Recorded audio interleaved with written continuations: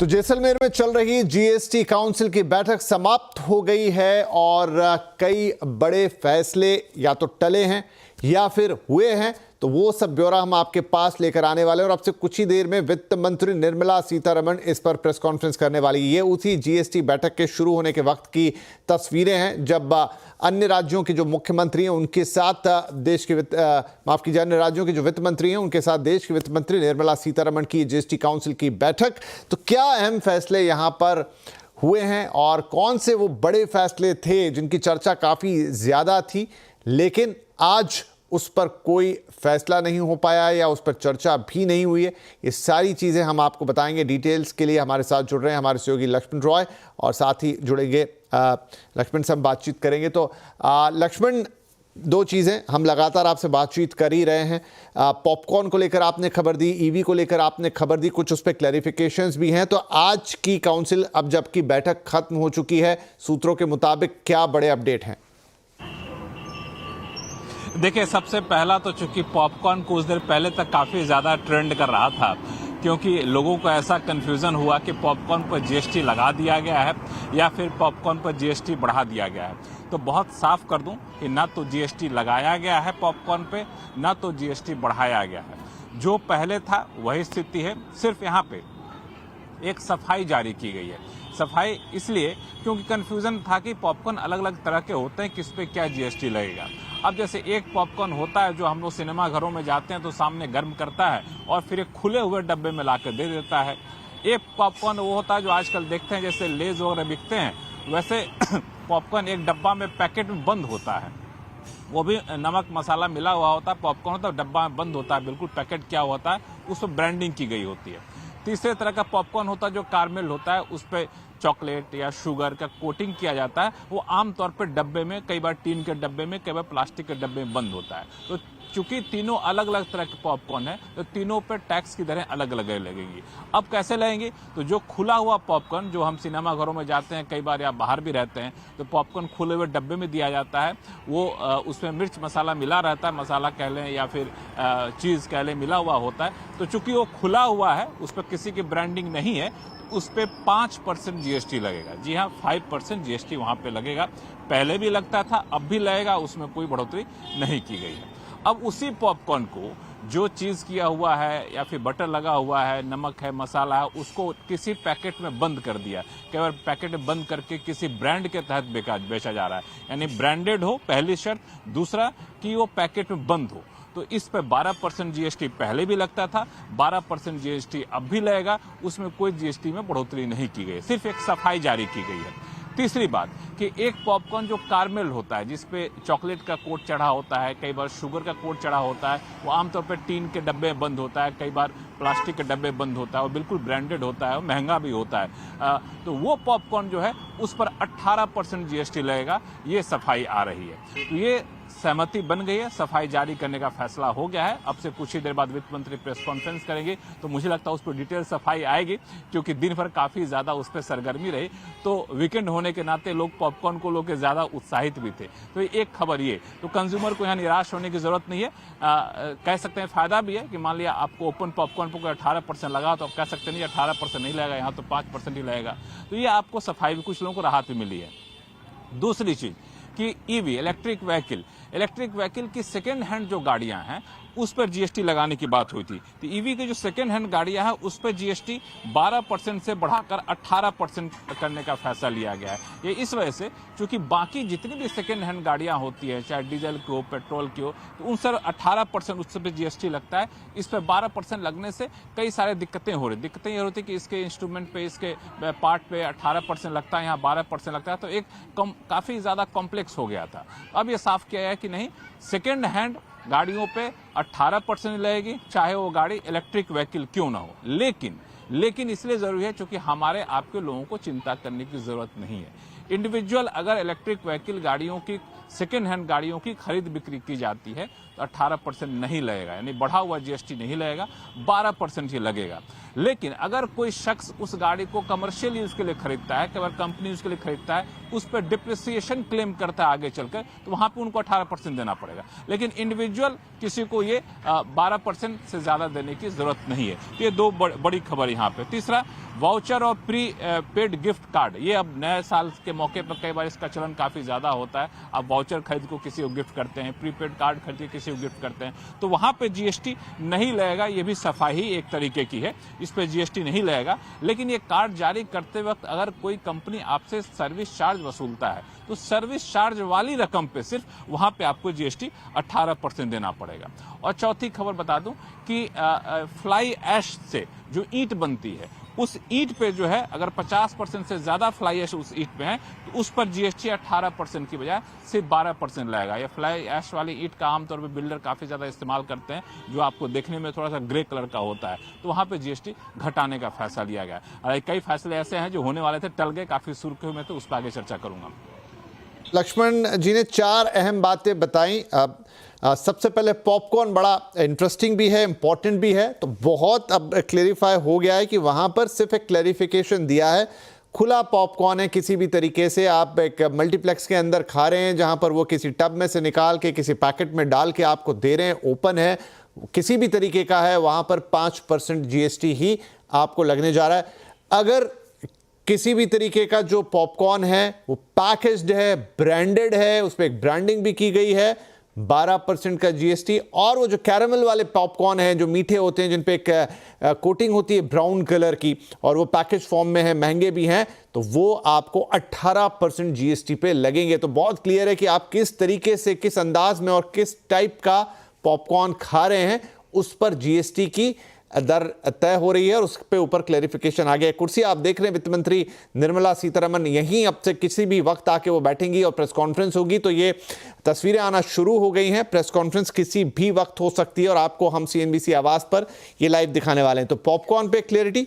दूसरी बात, second hand car, वहां पर 18% जीएसटी की 12%, तो अब ईवी को इसमें शामिल कर लिया गया है, 18% जीएसटी कर दिया गया है। लेकिन जबकि कोई इंडिविजुअल उसको लेगा तब नहीं, जब इंस्टीट्यूशन लेगा जहां आगे डेप्रिसिएशन क्लेम होगा, वो 18%। तो ये भी एक और क्लियरिटी। वाउचर और प्रीपेड कार्ड्स पे कोई जीएसटी नहीं, और फ्लाई ऐश पर जो 18% जीएसटी था, 12%, जैसा लक्ष्मण बता रहे थे कि अब महानगरों में आमतौर पे जो बड़े हाई राइज बन रहे हैं, वहां पर एक मजबूत फ्लाई ऐश से जो बनने वाली ईंट है वो हल्की भी होती है, मजबूत भी होती है, भूकंप रोधी भी माना जाता है, नई टेक्नोलॉजी में उसका बहुत इस्तेमाल होता है, उस पर जीएसटी कम हुआ है। तो एक राहत की खबर, इससे कितने दामों में कमी आ सकती है, क्या ये आगे की बात है, लेकिन बिल्डिंग मटेरियल के पॉइंट ऑफ व्यू से एक राहत की खबर। आलोक भी हमारे साथ जुड़ गए। आलोक, एक खबर होटल इंडस्ट्री को भी लेकर आनी थी कि क्या वहां पर जो रेस्टोरेंट होता है, होटल मतलब महंगे होटलों में, उस पर कुछ जीएसटी कम ज्यादा होना है होटल के किराए पे, उस पर क्या क्लैरिफिकेशन आएगा आज या कोई फैसला हुआ है? बिल्कुल, देखिए, होटल इंडस्ट्री इस बात को लेकर काफी दिनों से मांग कर रही थी कि जो उन पर 18% जीएसटी लग रही है, खासतौर से जो बड़े महंगे 5 स्टार होटल्स हैं और उनके अंदर एसी रेस्टोरेंट होते हैं, वहां पर 18% जीएसटी लगती है, तो उनको राहत दी जाए और जैसे बाकी रेस्टोरेंट है उन्हीं की तर्ज पर उनको 5% बिना आईटीसी क्लेम किए वाले ब्रैकेट में डाल दिया जाए। ये प्रपोजल जीएसटी काउंसिल में आया था, लेकिन इस पे चर्चा हुई और चर्चा करने के बाद इस फैसले पर कोई सहमति नहीं बन पाई, इस प्रस्ताव पर कोई सहमति नहीं बन पाई।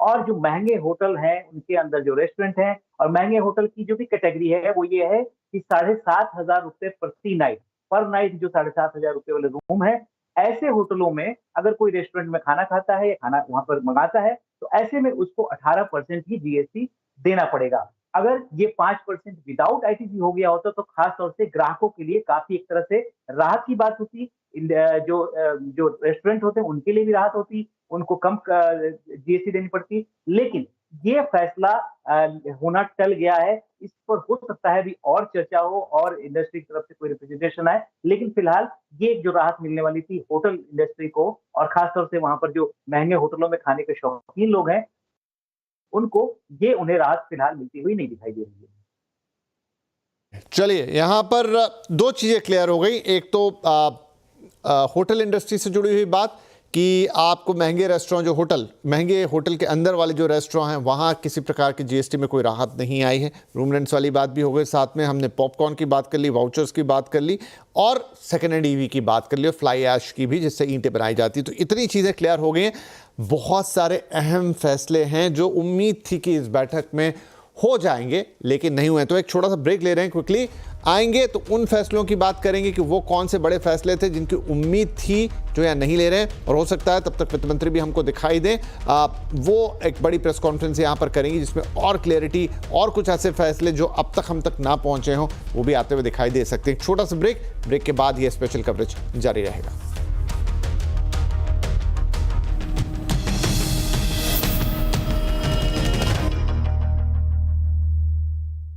सारे रास्ते क्लोज होते हुए लग रहे थे, पर तभी एक्सिस बैंक में एक लैपटॉप ओपन हो गया। Guys, Miss Neha, a promising entrepreneur, but she's thinking of closing down her startup. क्यों?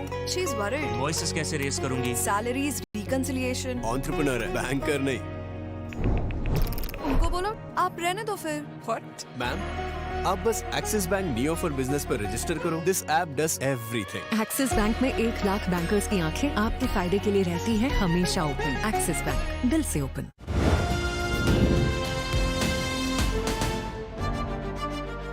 धामी सरकार के आने के बाद देवभूमि में विकास के नए अध्याय गढ़े जा रहे हैं। मुख्यमंत्री पुष्कर सिंह धामी ने विकास के मार्ग प्रशस्त करने की दिशा में कई अहम कदम उठाए हैं। सस्टेनेबल डेवलपमेंट गोल्स में उत्तराखंड नए कीर्तिमान गढ़ रहा है। सतत विकास के लक्ष्यों को प्राप्त करने के इंडेक्स में उत्तराखंड को देश में पहला स्थान प्राप्त हुआ है। हमारे प्रदेश को ईज ऑफ डूइंग बिजनेस में अचीवर्स तथा स्टार्टअप रैंकिंग में लीडर्स की श्रेणी प्राप्त हुई है। हमने 1 वर्ष के भीतर बेरोजगारी दर में रिकॉर्ड 4.4% की कमी लाकर राष्ट्रीय औसत को भी पीछे छोड़ने का काम किया है। 2023-24 के लिए जारी नीति आयोग की SDG रिपोर्ट से भी ये साफ है कि उत्तराखंड में अभूतपूर्व विकास हो रहा है। उत्तराखंड में जितने भी गांव एवं कस्बे हैं सभी सड़कों से जोड़ दिए गए हैं। स्वास्थ्य को लेकर भी काफी अच्छा विकास हुआ है। प्रदेश ने गरीबी उन्मूलन में महत्वपूर्ण प्रगति की है, जिसमें गरीबी रेखा से नीचे रहने वाले लोगों की संख्या में कमी आई है। राज्य श्रम और आर्थिक विकास में आगे बढ़ा है, जिसमें रोजगार के अवसरों में वृद्धि और आर्थिक विकास दर में सुधार शामिल है। पर्यावरण संरक्षण के मामले में बेहतर परिणाम पर नीति आयोग ने धामी सरकार की प्रशंसा की है। कीर्तिमान गढ़ता प्रदेश, देवभूमि है विशेष। जयपुर ज्वेलरी शो 20 से 23 दिसंबर JCC सीतापुरा में द दिसंबर शो। 1200 से ज्यादा बूथ और देश के प्रतिष्ठित ज्वेलर से खरीदारी का मौका। Fine jewellery, gold, Meena, Kundan, silver और जेमस्टोन्स का नायाब शो 20 से 23 दिसंबर JECC सीतापुरा में। देश का सबसे बड़ा B2B और B2C शो JJS।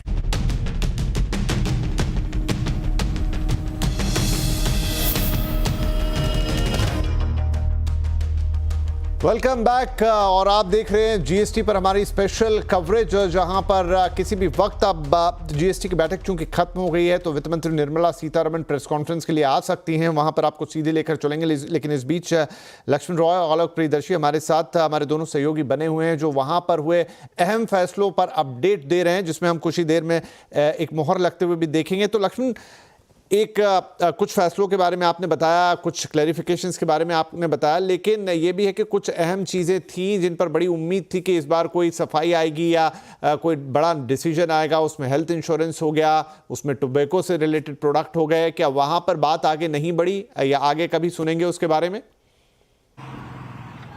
बिल्कुल, यहाँ पे दरअसल जीएसटी काउंसिल की बैठक से जो माहौल बना था उसमें कई लोग डरे हुए थे कि काश ऐसा ना हो। कुछ लोग खुश होते काश ऐसा हो जाए माफी चाहूंगा। तो कई सारे प्रस्ताव जो है टल गए उसमें एक हेल्थ और लाइफ इंश्योरेंस प्रीमियम पे जीएसटी लगाने का जो प्रस्ताव था, जीएसटी घटाने का जो प्रस्ताव था, वो प्रस्ताव टल गया है क्योंकि राज्यों के बीच इस पर सहमति नहीं बनी। तो ये एक महत्वपूर्ण खबर थी जिसकी उम्मीद लगा कर रखे थे कि हेल्थ इंश्योरेंस प्रीमियम पे जो जीएसटी हम चुकाते हैं वो जीएसटी अब नहीं चुकाना होगा या फिर घटाना होगा। लक्ष्मण, आप प्लीज रिलैक्स कर लें 1-2 मिनट के लिए, मैं आपके पास दोबारा आता हूं, लेकिन मैं एक बार वो फैसले दोबारा आपको बता देता हूं और कुछ तस्वीरें भी हम दिखा देते हैं जो सीधी हमें मिल रही हैं। जहां से अभी कुछ ही देर में जो वित्त मंत्री हैं वो प्रेस कॉन्फ्रेंस करने वाली हैं। तो देखिए सीधी तस्वीरें वहां से आ रही हैं और इसी जगह वो प्रेस कॉन्फ्रेंस होगी। अब चूंकि लाइव टेलीकास्ट में तस्वीरें आना शुरू हो गई हैं तो किसी भी वक्त हम देखेंगे कि वित्त मंत्री महोदया जो हैं वो यहाँ पहुंचेंगी और प्रेस कॉन्फ्रेंस करेंगी। एक बार फिर हम लौटते हैं लक्ष्मण जी के पास। जी लक्ष्मण। हाँ, तो यहाँ पे दरअसल ये था कि हेल्थ इंश्योरेंस की जो पॉलिसी हम लोग लेते हैं उस पे प्रीमियम पे जीएसटी लगता था। उसको लेकर काफी हंगामा मचा था, राजनीतिक बवाल भी मचा था और यहाँ तक कि नितिन गडकरी जो वरिष्ठ कैबिनेट मंत्री हैं उन्होंने सिफारिश की थी कि उसको घटाया जाए, तो उसको घटने की पूरी संभावना दिख रही थी। लेकिन बड़ा आश्चर्य हुआ कि इस पे शायद कोई सहमति नहीं बन पाई। अब तक ऐसा संकेत मिल पा रहा है। तो अभी हेल्थ इंश्योरेंस प्रीमियम पे या फिर टर्म इंश्योरेंस पे जो जीएसटी हम दे रहे हैं तो वही जीएसटी आपको देना पड़ सकता है। हालांकि औपचारिक ऐलान कुछ ही देर बाद होगा। दूसरा, हमने पॉपकॉर्न की तो बात कर दी, वहां पे कोई बुरी खबर शायद नहीं आ रही है, लेकिन जोमेटो स्विगी जैसे फूड एग्रीगेटर से जो हम लोग खाना मंगाते हैं वहां पर राहत वाली खबर आ रही थी कि 18% की बजाय 5% जीएसटी हो जाएगा। लेकिन वो फैसला भी यहाँ टलता हुआ दिख रहा है, उस पर भी शायद सहमति नहीं बनी है। हालांकि औपचारिक ऐलान अभी होना बाकी है। दूसरा, जो हम लोग देखा कि फ्लाई ऐश वाले ब्रिक पे, ईट पे जीएसटी तो घटाने का फैसला लिया गया, लेकिन फ्लोर स्पेस इंडेक्स पे, जिसपे एफएसआई पे जो 18% जीएसटी लगाने का प्रस्ताव था वो टल गया है। ये अपने आप में बड़ी राहत की बात है, चूंकि रियल एस्टेट डेवलपर इसका विरोध कर रहे थे और उनका मानना था कि अगर एफएसआई पर जीएसटी लगता है तो 10% तक घर महंगे हो सकते हैं। तो वो फैसला फिलहाल टलता हुआ दिख रहा है। ये एक बड़ी खबर है। और सबसे बड़ी खबर, सबसे ज्यादा सुर्खियों में पिछले 1-2 महीने से था, वो था कि जो जीएसटी है एक अलग स्लैब बनाया जा सकता है और टोबैको पे 35% तक जीएसटी लगाया जा सकता है टोबैको प्रोडक्ट पर। तो उस पर जो ग्रुप ऑफ मिनिस्टर्स बने थे उस पर अभी तक सहमति नहीं बनी है। उन्होंने अपनी रिपोर्ट सौंपी नहीं और चूंकि सौंप नहीं पाई अपनी रिपोर्ट तो जाहिर तौर पर इस पे चर्चा होनी नहीं थी। तो वो जो 35% जीएसटी लगाने का प्रस्ताव था टोबैको प्रोडक्ट पे या फिर सिम गुड्स पे, तो वो अभी टलता हुआ दिख रहा, तो उसमें लंबा वक्त लगेगा। तो मुझे लगता है कि इस जीएसटी काउंसिल की बैठक में जो नहीं हुआ वो अगली जीएसटी काउंसिल की बैठक के लिए बहुत सारे मुद्दे छोड़ के जा रहा है। अहम चीजें, खासतौर पे हेल्थ इंश्योरेंस आपकी और हमारी लाइफ से सीधी जुड़ी हुई चीज, वहां पर जीएसटी को रिड्यूस करने की वकालत काफी लंबे समय से हो रही है, लेकिन फिलहाल इस बैठक में वो फैसला होता हुआ नहीं दिखा है। तो वहां पर एक चीज, दूसरी चीज जो स्विगी जोमेटो वाली है, फास्ट क्विक कॉमर्स की बात है, क्विक डिलीवरी की बात है, वहां पर भी कुछ रेट रैशनलाइजेशन या रेट रिडक्शन की बात थी, लेकिन फिलहाल वो भी होता हुआ नहीं दिखा है। हाँ, एक ज़रूर डेवलपर कम्युनिटी के लिए अच्छी खबर है, या अगर उससे कह दें उससे रिलेटेड जो घर खरीदार हैं या पूरा रियल एस्टेट मार्केट है उसके लिए थोड़ी सी राहत की बात कि यहाँ पर एफएसआई के जो चार्जेस लगते हैं, आमतौर पे एफएसआई यानी फ्लोर स्पेस इंडेक्स, जो कि बड़े शहरों में हाई राइज बनाने के समय इसका इस्तेमाल किया जाता है, इसकी भी खरीद बिक्री होती है, उस पर जो चार्जेस होते हैं, खासतौर पर ये चार्जेस पे किए जाते हैं लोकल अथॉरिटीज़ को, म्यूनसिपल बॉडीज़ को, उस पर 18% जीएसटी लगाने का प्रस्ताव था। लेकिन खबर यह आ रही है कि फिलहाल इस प्रस्ताव पर किसी तरह का कोई निर्णय नहीं लिया गया है, कोई बातचीत नहीं हुई है। यहाँ आशंका जताई गई थी डेवलपर कम्युनिटी द्वारा कि अगर ऐसा होता है तो करीब करीब 10% तक दामों में इजाफा करना उनकी मजबूरी हो जाएगा, लेकिन फिलहाल ऐसे कोई निर्णय वहां से आता हुआ दिखाई नहीं दे रहा है। आलोक भी हमारे साथ बने हुए। आलोक, तो ये तो कुछ अहम चीजें हो गई जो इस बार की बैठक में थी, कुछ आ रही हैं, कुछ इस बार बातचीत ही नहीं हुई। कोई और चीज जो हमको यहाँ पर वित्त मंत्री की तरफ से सुनने को मिल जाए जिस पर अभी हमने चर्चा नहीं की? बिल्कुल, देखिए जो कंप्लायंस के इश्यूज हैं, खासतौर से जीएसटी काउंसिल में लॉ से जुड़े हुए मसले हैं, उस पर कहीं ना कहीं जो खासतौर से जो बिजनेस करने वाले लोग हैं, टैक्स पेयर, जीएसटी पेयर्स हैं, उनको राहत मिलती हुई दिख सकती है। कई सारे ऐसे कंप्लायंस हैं जिसमें उनको ईज ऑफ डूइंग बिजनेस को लेकर ये तमाम जो चीजें हैं उस पर राहत मिलती हुई दिखेगी, और कई सारे ऐसे लॉ कमिटी के प्रपोजल्स इसमें गए हैं। तो ये इसमें काफी सारी अभी डिटेल्स आनी बाकी हैं कि क्या क्या वो प्रपोजल्स हैं, लेकिन ये मानकर चलना चाहिए कि इसमें कहीं ना कहीं जो कंप्लायंस से जुड़े हुए मामले हैं, ईज ऑफ डूइंग बिजनेस के मामले हैं, इस पे राहत मिलेगी।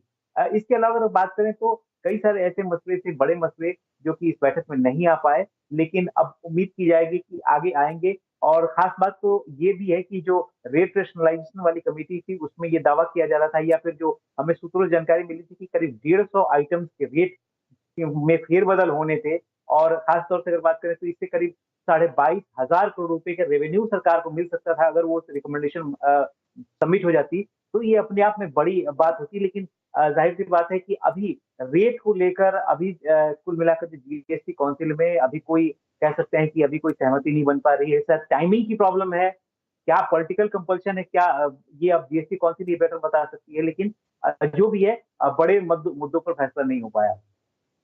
जी, तो चलिए कुछ टेक्निकल चीज़ें हैं जिसपे वित्त मंत्री की तरफ से हम कुछ सुनने जानने को मिल सकता है मैकेनिज्म लॉ से रिलेटेड, लेकिन बहुत सारी चीज़ें जैसे आलोक भी बता रहे हैं, लक्ष्मण भी बता रहे हैं कि कई बड़े फैसले जिनकी उम्मीद थी, जिन पर नज़र थी, वो फिलहाल नहीं होते हुए दिख रहे हैं, तो आगे की बैठकों में हो सकते हैं।